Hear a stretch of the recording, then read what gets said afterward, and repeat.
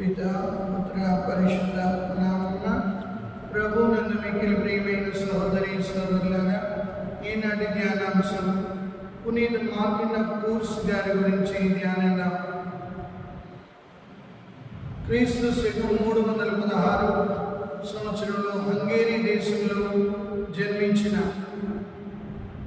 పునీత మార్టిన్ గారు తన తండ్రి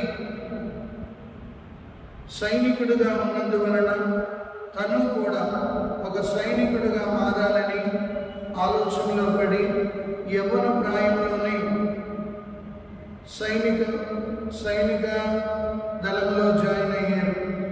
సైనిక దళంలో జాయిన్ అయిన తర్వాత ఆయన మనసు యేసు ప్రభు వైపు పరిపరి విధాలు తప్పించేది. సో ఈ రీతిగా ఉన్నప్పుడే, ఒక సైనికుడిగా ఉన్నప్పుడే ఆయన ఒక దర్శనాన్ని చూశారు.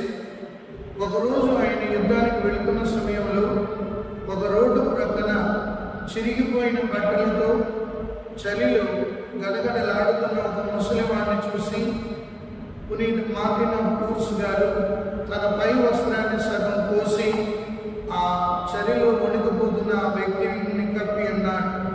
ఆ తరువాత కొంత దూరం వెళ్ళిన తర్వాత పునీత మార్టిన్ గారు అలసిపోయి కొద్దిగా స్వేద తీరిన తర్వాత తన దర్శనంలో యేసు ప్రభు మార్టిన్ గారు ఇచ్చిన వస్త్రాన్ని కప్పుకొని దేవదూతలతో సంతోషంగా ఉండడం చూశారు. అదేంటి ప్రభువా, మీరు ఈ వస్త్రాన్ని కప్పుకున్నారు అంటే, మరి నీవు ఇచ్చింది ఇదే కదా అన్నారు. నేను ఇచ్చింది భూలోకంలో ఉన్న ఆ పేదవాడికి అంటే ప్రభు చెప్పారు, అది నాకు చెందుతుంది అన్నారు.